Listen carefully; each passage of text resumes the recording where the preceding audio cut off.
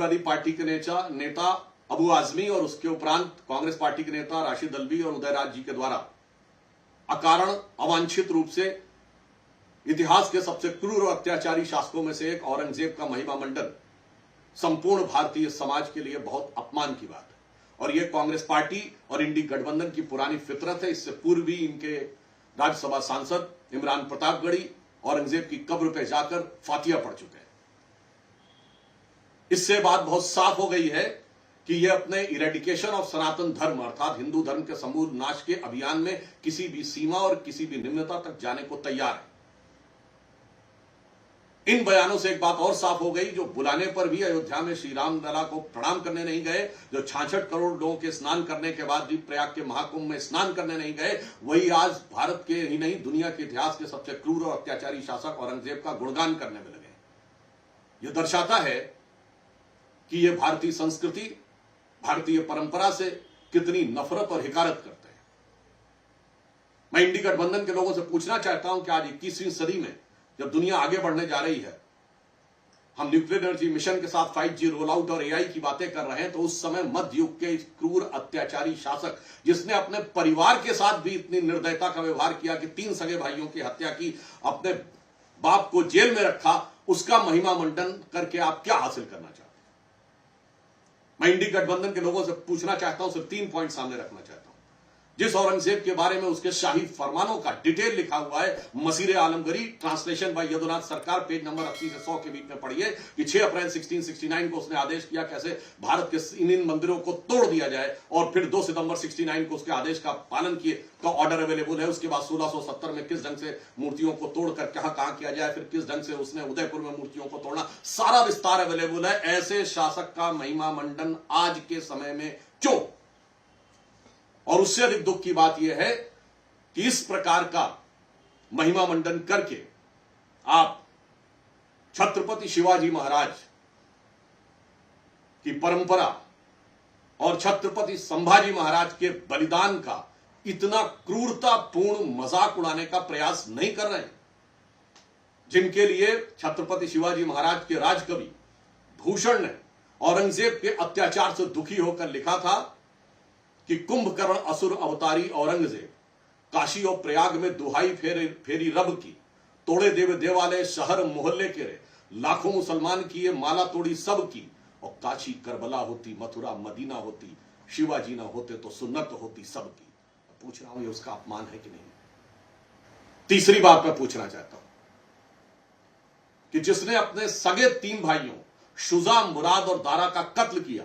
जिसने अपने सगे बड़े भाई दारा शिकोह का सर काटकर थाली में सजाकर जेल में बंद अपने बाप शाहजहां के पास भेजा, जिसने अपने बाप को जेल में बूंद बूंद पानी के लिए तरसाया। मैं तीसरा पॉइंट कोट कर रहा हूं और मैं जवाब चाहता हूं इंडी गठबंधन वालों से कि जब शाहजहां को पानी एक्स्ट्रा देने से मना कर दिया था औरंगजेब ने, तो दुखी होकर शाहजहां ने फारसी में एक शेर लिखा था, ए पिसर तू अजम मुसलमानी,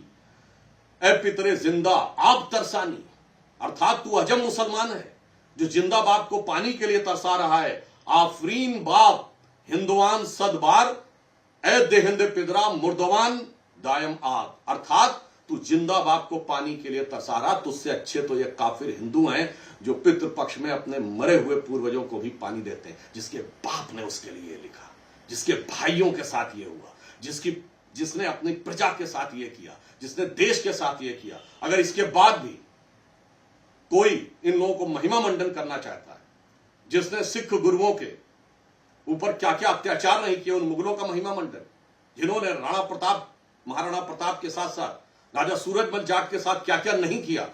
उसका महिमा मंडन यदि 21वीं सदी में कोई करना चाहता है और उसे लगता है कि चंद कट्टरपंथी वोटों की सियासत का बाजार उससे गर्म हो जाएगा, तो मुझे लगता है कि उसके वोट बैंक का या दीवानापन, सनकीपन नहीं बल्कि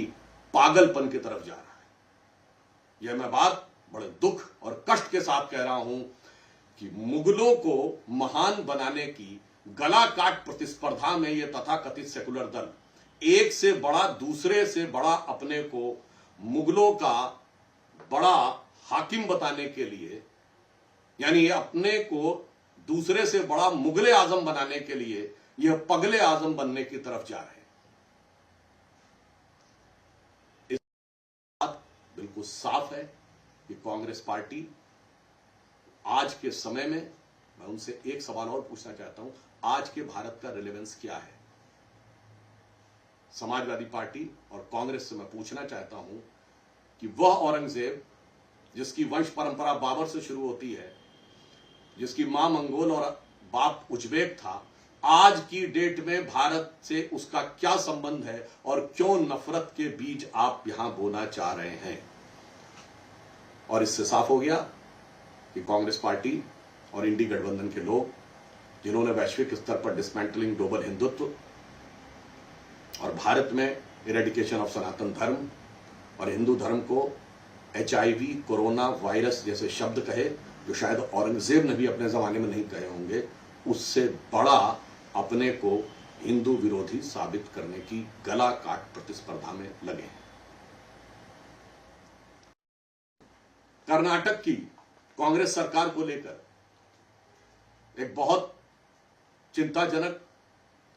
और शर्मनाक परिस्थिति सामने आई है, जब कर्नाटक राज्य के कॉन्ट्रैक्टर एसोसिएशन की तरफ से यह कहा गया है कि सरकार में इतना भीषण भ्रष्टाचार हो रहा है जो उन्होंने पूर्व में कभी नहीं देखा। मैं कांग्रेस पार्टी से पूछना चाहता हूं कि आप कर्नाटक में आने के बाद अपने वायदों को तो पूरा नहीं कर पाए। आपने कर्नाटक में आने के बाद अपने तथाकथित वायदों के लिए दलित समाज को आवंटित योजनाओं में से पैसा निकाला और अब भ्रष्टाचार में आकंठ डूबते हुए नजर आ रहे हैं। यह कॉन्ट्रैक्टर्स एसोसिएशन की बातें इसका प्रमाण है। दूसरा, यह समाचार मीडिया में आया है कि कर्नाटक में मुख्यमंत्री आवास के पुनर्निर्माण और सौंदर्यीकरण के लिए जो कार्य किया जा रहा है वो बगैर वित्त समिति की अनुशंसा के किया जा रहा है। मैं कांग्रेस से साफ पूछना चाहता हूं कि क्या आपने वित्त समिति की अनुशंसा ली है या नहीं? क्या आपने इसके लिए फाइनेंशियल प्रोसीजर पूरा किया है या नहीं? यदि हां तो उन्हें साफ करना चाहिए, यदि नहीं तो कहीं ऐसा तो नहीं कि दिल्ली में जो आपके पुराने साझीदार थे उन्हीं से प्रेरणा लेकर आप नियम कानून को ताक में रखकर कहीं शीश महल वाला प्रयोग दोबारा करने का प्रयास तो नहीं कर रहे। अतः मेरा कांग्रेस से साफ मानना है कि उन्होंने, पुनर्निर्माण उनका अधिकार है, जो वो चाहे वो कर सकते हैं। इसमें ड्यू लीगल प्रोसीजर पूरा किया है या नहीं, उनको आकर साफ करना चाहिए, अन्यथा यह प्रथम दृष्टया भ्रष्टाचार का मामला प्रतीत होता है।